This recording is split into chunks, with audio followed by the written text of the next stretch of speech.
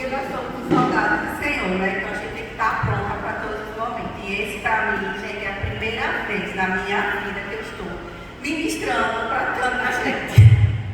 A Bíblia nos relata que a organização, ela já vem desde quando Deus fez os céus e a terra. Desde o primeiro dia, quando Deus disse assim, haja luz. Isso já foi o início de tudo aquilo que Deus preparou. E ele foi organizado, ele não fez tudo de uma vez, mas ele poderia ter feito tudo de uma vez. Ele poderia ter criado os céus e a terra de uma vez, mas ele fez cada dia uma coisa diferente. Assim somos nós na nossa casa. E somos nós no ministério de dança. A dança não é apenas a gente chegar aqui, como a Mari falou, como a pastora, assim como a Camila. Não é só botar uma veste bonita e entrar aqui a dançar da melhor maneira que eu puder. Mas se a sua salinha da dança está bagunçada, você está dizendo que a paz do Senhor não reinou sobre ela. Porque Deus não habita no meio de confusão e nem de bagunça. A palavra de Deus fala lá em 1 Coríntios, deixa eu falar aqui, mostrar aqui. Assim, porque Deus não é o Deus de desordem, mas sim de paz. Se a sua sala da dança está bagunçada, as suas vestes estão jogadas no chão, seus adereços estão à toa, como é que Deus vai lhe usar se você mantém a sua sala bagunçada? A dança, gente, ela vai além de tudo que a gente possa imaginar. Dançar não é só você ter a técnica, mas precisa ter a unção, precisa sim ter vida de oração, vida de propósito, santidade e, acima de tudo, organização. Porque cada um aqui que trabalha, que estuda, cada um de nós, a gente precisa organizar o nosso dia, para que no final dele a gente possa ter da melhor maneira descansar. Porque se você deixa a sua casa bagunçada, quando você chega no seu trabalho, da escola, da faculdade, você precisa organizar, para que você possa ter uma boa noite de sono. Você não vai dormir com uma cama cheia de roupa ou toalha molhada em cima dela. Você vai querer deixar tudo organizado, não é verdade? Então é assim que a gente tem que fazer também na sala da dança. Deixar organizado, porque é ali que o Senhor habita. E no mesmo capítulo de Coríntios 14, 1:40, ele diz assim: mas tudo que deve ser feito, seja com decência e ordem. A organização, ela é fundamental na vida de qualquer cristão. Ela é fundamental na nossa vida, para que a gente possa chegar no horário do culto, para que a gente possa estar aqui cedo para ensaiar, para que a gente possa estar aqui para dar o nosso melhor. Então, se você tem uma vida organizada, pode ter certeza, ali o Senhor habita. Como eu falei no início, Deus não habita no meio de confusão. No meio da desordem, o Senhor não habita, porque Ele é organizado desde o início. E o mais interessante a estudar sobre organização é que eu nunca tinha lido essa passagem em Deuteronômio, que é engraçado, porque a preocupação do Senhor no meio do seu povo. Levítico e Deuteronômio são dois livros importantes, e ele nos ensina como ser organizado, porque foi depois da travessia do povo de Deus, do Mar Vermelho, para que eles chegassem à Terra Prometida, eles passaram um bom tempo no deserto. Mas você sabia que o Senhor, Ele estava ali o tempo todo, e foi Ele que ensinou o povo dele a ser organizado? E Deuteronômio, deixa eu ver onde foi que eu anotei, Jesus do céu. Eu escrevi muita coisa. 23. Capítulo 23, versículo 13 e 14. Diz assim: entre os teus utensílios terás uma pá, e quando te aceitares lá fora, com ela cavarás, e virando-te, cobrirás o teu escrutamento. Porque o Senhor teu Deus anda no meio do teu acampamento, para te livrar e para te entregar os inimigos. Por isso, teu acampamento será santo, para que ele não seja coisa impura em ti e se afaste de ti. Em outras palavras, Deus estava dizendo para o povo dele que quando eles fossem fazer suas necessidades, eles tinham que cavar um buraco e tapar aquele buraco, porque Deus passava dia e noite pelo acampamento. Então Deus não queria ver as impurezas deles. Então até aí o Senhor nos limpa que ser organizados e limpo é bíblico. Deus não habita no meio de desordem, de bagunça, de confusão, porque Ele é um Deus de paz. Ele não é um Deus de confusão. Então, gente, essa é um pouco do que eu queria falar, trazer para vocês, falando sobre organização. Mas a Bíblia, ela nos ensina muito sobre ser organizado, né? Ela nos ensina de Gênesis a Apocalipse a tudo isso. E o que a gente precisa entender é que a nossa dança, como eu falei lá no início, ela começa da nossa organização desde casa. A gente já pensa na roupa que vai vestir. A gente meio que já tem aquela ideia, Senhor, qual a roupa o Senhor quer que a gente venha vestir? A gente já vem com essa ideia de casa. Para quê? Para quando chegar aqui, a gente, a líder do caso, já ir se apontando, já ir mostrando, olha, vai ser essa veste, porque foi o Senhor que me mostrou. E uma coisa também muito importante, não sei se vocês perceberam, mas em todos os momentos, sem exceção, a gente nunca deixou de orar. Em tudo a gente ora. Tudo. Seja o que for. Tudo a gente ora. No nosso ensaio, a gente tem o nosso momento de se entregar ao Senhor, nosso momento de oração, nosso momento ali de comunhão. Isso é uma organização, porque a gente precisa primeiro trazer o reino de Deus para o nosso meio, para que realmente venha, o Espírito Santo de Deus venha ali nos mostrar o que Ele quer de nós.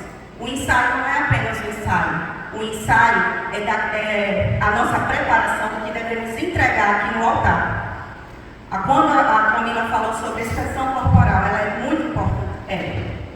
Porque imagine você dançar uma música alegre com a cara de triste ou com a cara emburrada. Você dançar uma música que é para mostrar um sentimento, seja de tristeza, você precisa demonstrar aquilo. Porque você não vai falar com a sua boca, mas o seu corpo tem que passar aquilo que cada música tem que ter, né? Apesar de estar muito nervosa. Tá ótimo, tá, gente?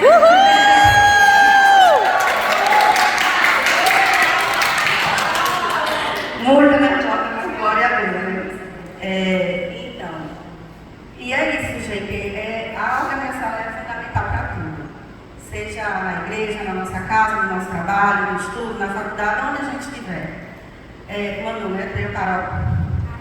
Ela fala que você sempre está estudando, né? Mas se você não organizar o seu tempo, você conseguiria estudar? Então você também precisa organizar o seu tempo para estar aqui na igreja, para estar ensaiando, né? Para fazer sempre o seu melhor. Nunca venha como, vou cumprir escala, né? Eu não sei qual de vocês vão ser a líder, mas o que o Senhor levantar, que seja uma líder de excelência. Uma líder como eu não estou aqui querendo, como é que eu posso dizer a palavra? Eu não estou aqui querendo levantar a minha pastora de jeito nenhum, mas eu não conheço uma líder melhor do que a minha.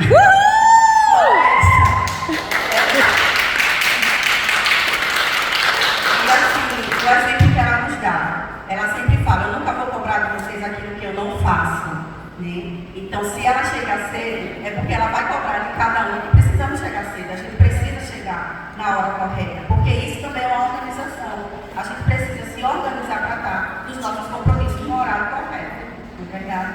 Então, assim, minha próxima administração é isso que eu queria falar um pouco da Bíblia, que a Bíblia nos ensina o que é organizar, mas a próxima etapa da minha administração é ensinar para vocês como manter uma sala organizada, como manter cada peça de roupa correta, como dobrar uma bandeira, como dobrar uma flag, como guardar os tamborins, os adereços que a gente usa na dança. Vou pegar aqui algumas coisas só para mostrar para vocês e lembrar que a gente me traz o tamborim no Brasil.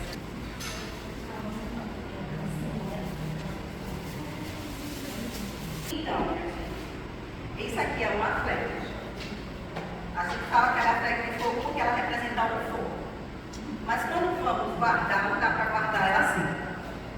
Então, para que ela não amasse muito, geralmente a gente guarda ela toda enroladinha, para que quando a gente for usar, ela não está muito amassada, fica mais fácil até da gente manusear ela. Como, por exemplo, sai da sala da dança, não serve para sair assim, né, pelo meio do corredor todo até chegar aqui no altar, né? Fica uma coisa meio que bagunçada. Então, a gente sempre vai guardando ela sempre enroladinha, porque fica mais fácil. E até para guardar na sala da dança, né? Se vocês tiverem uma salinha, um cantinho de vocês, para que vocês possam guardar. Se tiver uma capinha melhor, para que ela não fique com cheiro, né, de mofo, essas coisas. Se vocês também tiverem ferro de passar aquele tipo a vapor. É ótimo para desamassar a roupa mesmo, no cabine. É excelente. A gente quer montar uma irmã que ofertou já para Glória a Deus, aleluia. Porque é eu, gente, geralmente uma camisa só para Deus. Então, assim, a gente guarda desse jeito. Você pode deixar ela em pé. Se você tiver algum canto que ela possa ficar deitada, fica até melhor. E os vestidos, eu faço o seguinte. Ou a gente separa por figurino, tem vários, a gente separa por figurino. Mas não bota muito em um cabide só. Geralmente eu boto em dois, porque o cabide não é muito bom, né? Por mais que seja bom, ele termina excelente. Ou então por cores, tem rosa com rosa e assim vai. Os adereços, como bambolê, ou se vocês tiverem bandeiras, essas coisas, a gente sempre gosta de colocar eles em lugar que eles ficam pendurados, porque fica melhor para a gente ver, bem melhor para a gente ver. É isso, minha gente. A dança é isso, né? A dança é isso, né? Ela precisa um pouco de tudo. A gente precisa de expressão corporal, obrigada, minha gente. Ela precisa de expressão corporal, precisa de oração, de propósito, de jejum, de santidade e, acima de tudo, o Senhor, né? Porque sem o Senhor a gente não poderia estar fazendo nada disso aqui. Eu só quero agradecer. Muito obrigada. Pessoal, dentro da salinha, se algum de vocês entrarem e tiver isso aqui no chão, se você vê, você passa e você não pega, isso é falta de zelo com a obra do Senhor. É tão simples. Você não gastou um segundo, é um segundo. Isso daqui você leva no lixo. E o pior é se eu ou você formos as pessoas que deixarmos lá. Vocês entendem? Nós lanchamos e deixamos. Para quem pegamos, amados? É zelo. Zelo é uma coisa que é um hábito. Se vocês não verdadeiramente entenderem que precisam se habituar a tratarem com muito zelo as coisas do Senhor. Amém? Eu gostaria de chamar a Mari novamente aqui, rapidinho. A Mari tem um assunto muito importante também para todas aquelas pessoas que querem ter dentro do ministério uma movimentação financeira, por menor que seja, para que a gente consiga conquistar pequenas coisas. Pequenas coisas, para não ficar todo dia, pastor, libera tanto, ô meu pastor, eu estou precisando de tanto. Muitas coisas a gente consegue realizar por causa disso que ela vai falar. E ela é a nossa tesoureira, tá? Por isso que ela está aqui. Graças a Deus,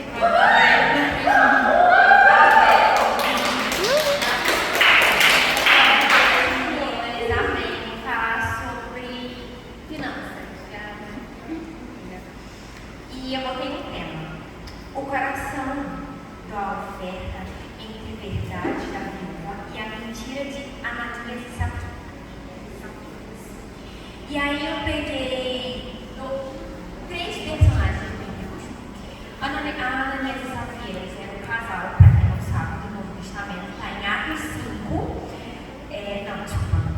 Tá certo. Atos 5, capítulo 5, versículo 1 ao 17, ao 11, né? Que conta a história de um casal que tinha vendido um terreno e eles combinaram de ir falar com os apóstolos naquela época, né? Eles se ajudavam muito, eles ajudavam a igreja, eles ajudavam os apóstolos que iam pegar, então eles dividiam. E aí esse casal vendeu o terreno deles. O terreno era deles. A palavra de Deus não fala que Pedro ele disse: o terreno era de vocês. Vocês poderiam ter feito o que vocês quisessem com o valor, o que vocês quisessem com o dinheiro. Mas eles combinaram entre si de mentir. E quando eles chegaram na igreja,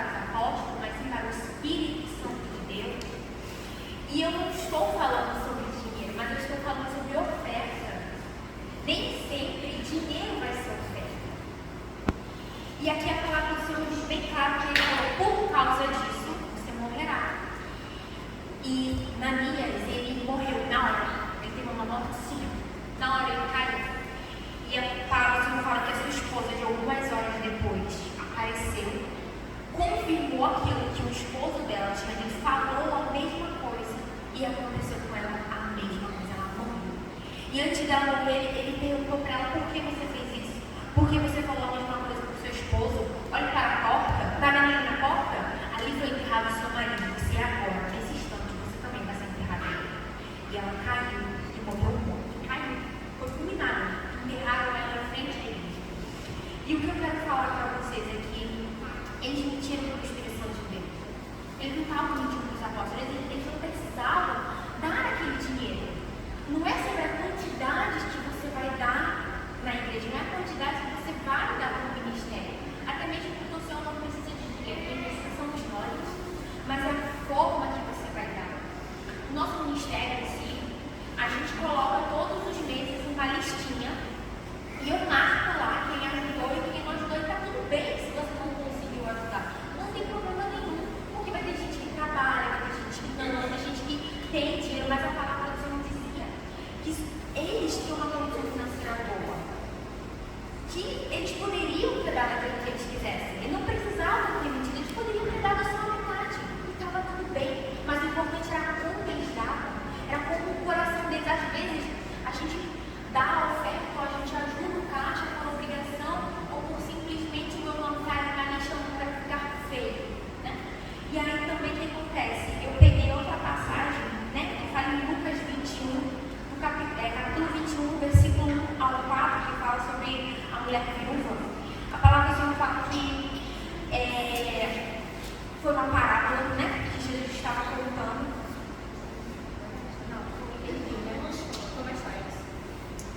Que Jesus estava contando que existia uma mulher, que ela foi ofertada, e ali tinha muitos homens ricos. Pessoas que ofertavam, não porque elas ofertavam porque elas queriam, mas sobravam e elas gostavam de exibição, elas gostavam de mostrar aquilo que elas queriam que todo mundo visse. E ali o Senhor falou que a oferta que ele mais se agradou foi a dela. Não porque ela deu tudo que ela tinha, mas ela deu agradando, feliz. Ela era feliz porque ela sabia que aquilo não ia, como é que eu posso explicar para vocês? Não ia faltar na vida dela, mas aquilo também não ia fazer falta sobre ela. Ela deu aquele dinheiro, era a única coisa que ela tinha. Era a única coisa que ela tinha. E ela mesmo assim, ela quis dar aquela oferta para o Senhor. E aí a gente fica pensando, nossa, mas o que tem a ver com o ministério de dança em ter uma tesoureira, em ter uma oferta?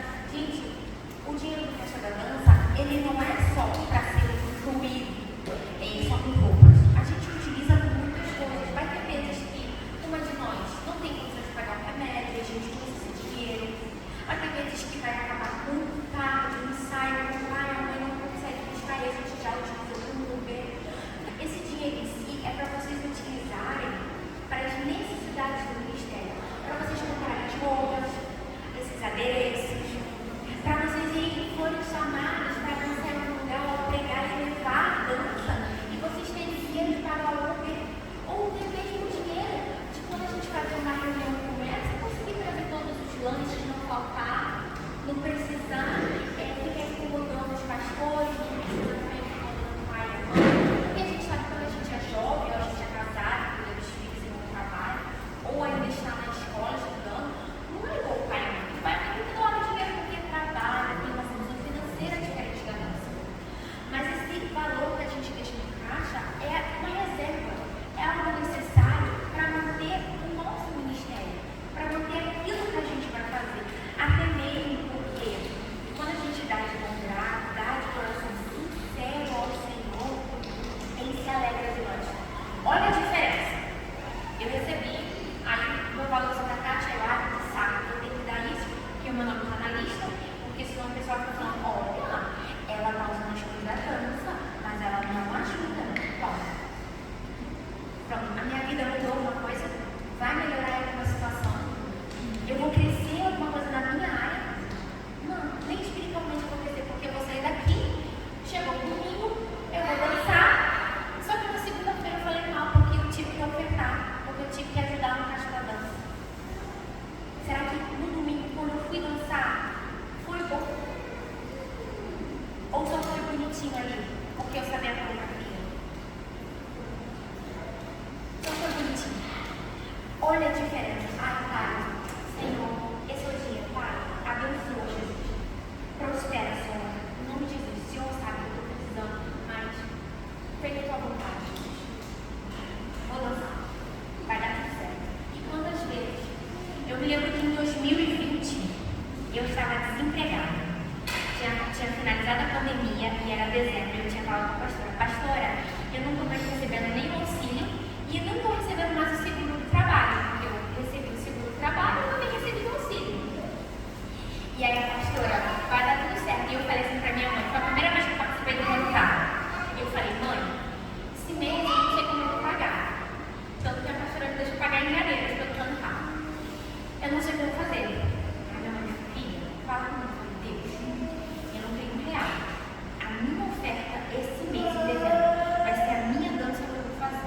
E eu sei que o Senhor vai me abençoar. E eu não vou estar desempregada em janeiro. Gente, estamos em 2025. Nenhum ano eu estou desempregada. Todos os anos o Senhor me abençoou. Eu sempre falo, Senhor, todos os anos eu vou dançar o canto por agradecimento, porque o Senhor foi fiel.